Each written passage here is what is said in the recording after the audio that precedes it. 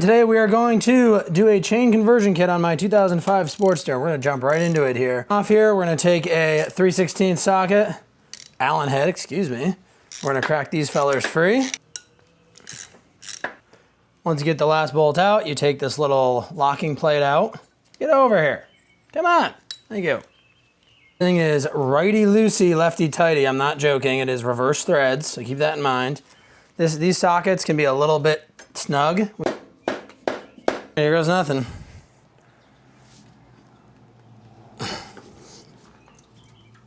Wow, she's tight, man.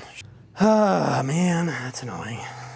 We are pretty early in this project to be needing the jack handle as a extension, but you know what? It do be like that sometimes. Let's give it a shot, gently anyway. See what happens. And here's where the video turns into me struggling with this bolt for an hour. Impressed with how tight this is. Might have to get some heat on this thing or something, I don't really know yet.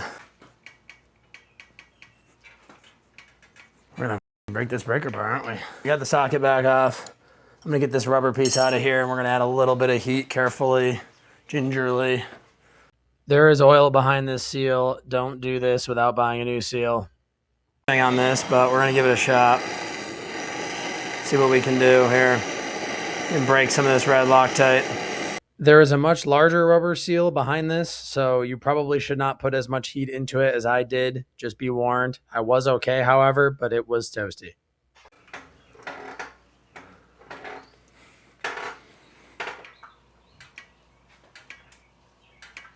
Nope.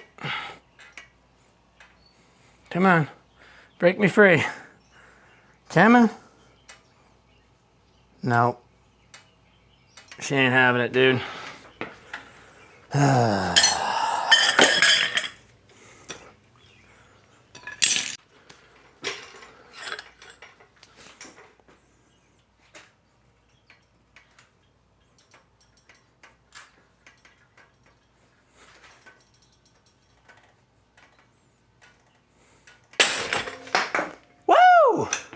I don't know if that worked or not, but we did something bad or good. All right, well, I don't think we hurt anything, hopefully. That was like a lot of foot-pounds of torque. Holy crap. Okay. You can see we got a little bit of penetrant in there, which is good. And hopefully the sprocket will at least come off without too much hassle. Let's see if that's loose. Yeah, that comes right off. Nice. Oh, and hopefully this is hot. Wow, that is surprisingly warm. Oof, man. This is way warmer than I thought it would have gotten, but I think we're okay. I could probably replace that seal, worst case Ontario. Holy shnikes, man. That was a lot of heat. Don't do that much heat, man. It's not like melt rubber hot, I don't think. Okay, well, I think we're all right. All right, let's clean this stuff up a little bit, and we'll go from there. Okay, now we're gonna remove the stock spacer. It comes out pretty easy, thankfully. And note that there's this tapered section here. That's gonna go in that way. Perfect. Then we can put our sprocket on. And we put our sprocket on, just like so. I think we gotta take this bolt out. And then we can put this guy on. We gotta put some Loctite on it. Get our Loctite on here. I already got some on the nut. That should be plenty. And we gotta go to 110 to 120 foot-pounds. Yeah, well, we'll see. We might be able to get 110 out of it. Yep, perfect. Off with the socket, and we'll see if our locking plate will fit on there. Okay, locking plate seems to line up okay, which is great. I think we can just kind of do them with a ratchet here. And we'll get the torque wrench out, because now I'm gonna be paranoid about it. Right at 60, I may have even gone over the torque, but we'll see. Yeah, we're over the torque a little bit, but that's fine. I have to buy a new seal, because I poked a hole in it to get it out. Probably should, if I knew better, I would have just left it in there and taken my chances and replaced it if I had to, but it's okay. I'm just gonna do this for now. This will seal it up plenty well enough to do a test drive. Put a little bit of DABA RTV in there, and we'll fix it tomorrow. I'll go get a seal from the dealer. Hopefully they have one in stock. If they don't, we're gonna have to get creative. And we'll just kind of give that a little dab. You'd be surprised. Not that I want to trust this forever, but I bet you that RTV would probably hold in there for many, many, many, many, many miles. I'll go ahead and remove the pulley. All these out of the way, and then this should break free fairly easily. Nice. Now we will take our sprocket spacer, put that there. Take our sprocket and put that there. And then we put our locking plate on. Then we can drop our bolts in. I gotta see if we need Loctite on these first. Yes, we are putting Loctite on these, and they have the locking plate, so quite the setup here. This is not your pickup truck or something. You want to take it easy on that. So 60 foot-pounds. Now we will try to not scratch the crap out of the pulley. We got to get these locking tabs up. Oh man, it's gonna be hard to do without scratching. So I should have like maybe pre-bent them before or something. Didn't even think of that. I really don't want to scratch this.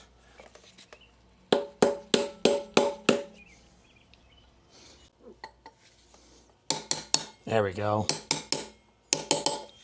One.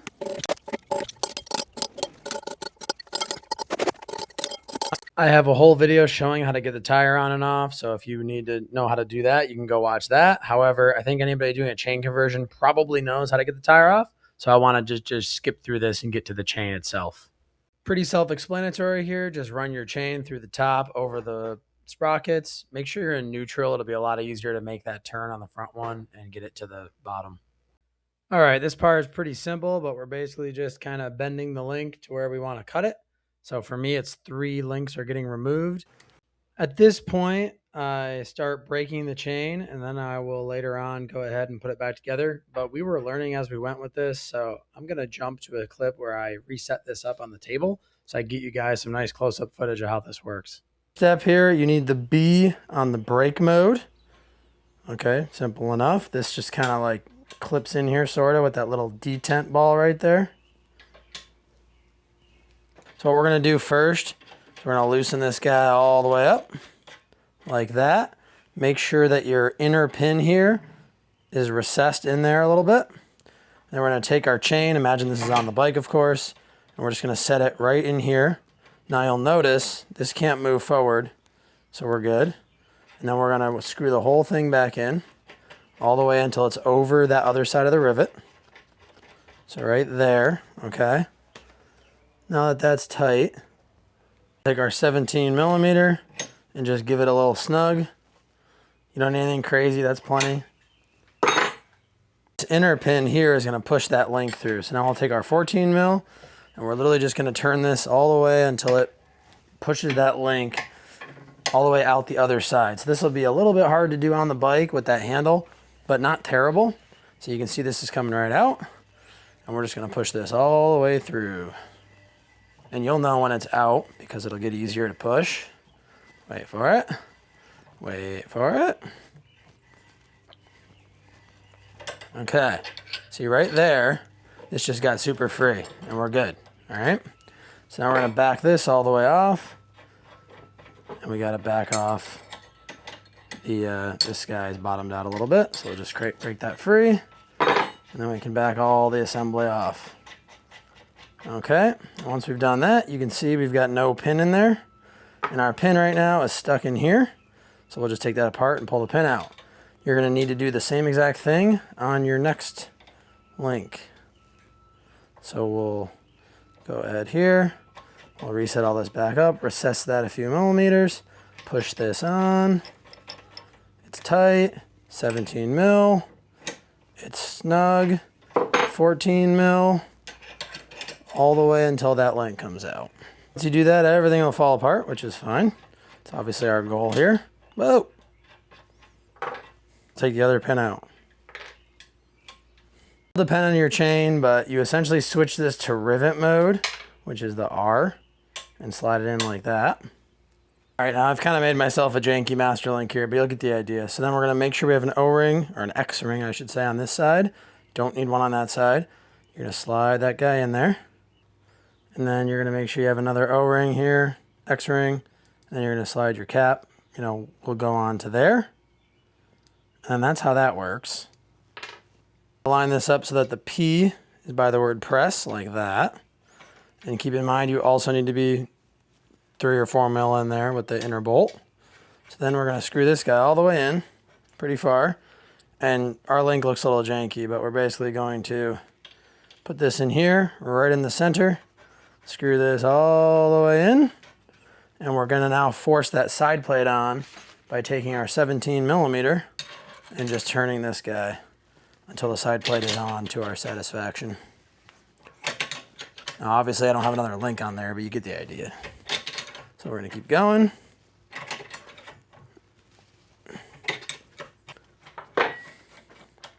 So that's perfect. You're gonna wanna make sure that you've still got motion and that feels about the same as the links in front and behind it. So that's about right there. The R down toward rivet, like that. Rivet type on the bike that has a hollow center, you use this rounded off one. And for the rivet that's on this chain, which is this like square style, you use this square one. So it'll just depend, but because we have the square one right now, we'll actually use that. You're gonna make sure the back side is in that hole right there. And then we're gonna go back this out more and get to where this square piece is installed. And now we're gonna go ahead and screw it back in. Make sure that square is lined up nice with the actual pin. And we're gonna give her a little bit of resistance, like that. We just kinda check our alignment a little bit. We're good. Get your 17 on there. And you're going to just squeeze the crap out of this thing until it is squared off per the chain manufacturer's recommendation. And we can pull this off. And if you did it right, you should have a nice squared off end. Now this is obviously a reused link, so who knows if it's any good, but you get the idea. And then for the other style, you use this little nub, but the procedure is the same. The other style, it expands 10 to 20 thou. That's what I'm talking about in the video.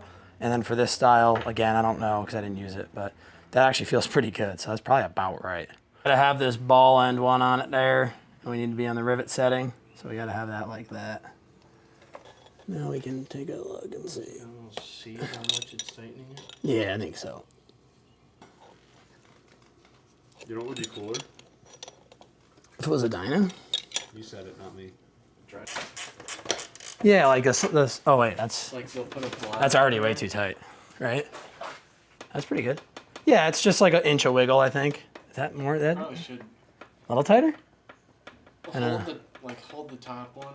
Well, it's gonna get tighter when the suspension comes up too, though. Don't That's forget. the thing, yeah. Yeah. So I would leave it like Leave that. it like that. Okay. Just make them even both sides. Yeah.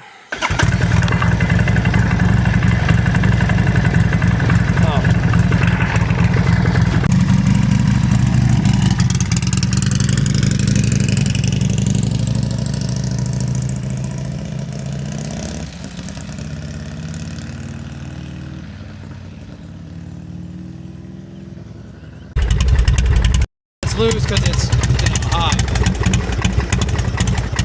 Nice. Why is it idling at 300? All right, folks. So after a couple 100 miles, well, 150 miles of riding, I do need my spacer plate here. This is rubbing a little bit. I've got a spacer that's coming that'll keep the chain up there, which is good. But with the suspension fully, kind of up, it does hit a little bit. Not a huge deal. It also contacts ever so slightly down below here. But that I'm not really that worried about, although I probably will figure that out long term, but short term it's fine. But the bigger thing is we need to tighten the chain. So after you put 100, 200 miles on, this thing gets real loose because they stretch initially pretty quick. So we're gonna go ahead and adjust it. Easiest way to do this, we're gonna need our 1 1/8 socket and wrench. We're just gonna go right onto the 2 bolts. You don't even have to take the little circlip off and just loosen your axle nut. Not super loose, just about a turn. Then we're gonna take this ratcheting wrench and we are literally gonna go half a turn and half a turn And then we'll check our tension. Still pretty. I just went back half a turn, and one thing I forgot to mention is when you get on the bike, give it a couple good bounces to make sure that everything's kind of set in place. And that is pretty darn good right there. I like that a lot. And lastly, we will go ahead and retighten our axle nut. And all jokes aside, always torque this to spec, like for real, because this is your life. If this freaking axle nut comes off, things are gonna get weird. So you can actually get away with just the one side. You don't even really need the other side there, and we're good. And I'll do one more check just to be thorough. Little butt bounce. I'm sitting on it, very light pressure on the ground just to hold myself up. And we got about 1 inch of play. Want to remeasure? You definitely can. You probably should, honestly. You probably don't have to, but you should. I like to use a big zip tie. You line it up with the center hole in the front swing arm mount. So we're gonna line this up right here, like so. See that hole? Just gonna slide that over there. And then we'll use this to measure out to our axle nut, rear axle nut there. So if we do that, we're like, I can put my adjuster, a little zip tie up to it. Boom shakalaka, and then I'll check the other side. As always, thanks for watching. I will see you on the next one. Goodbye.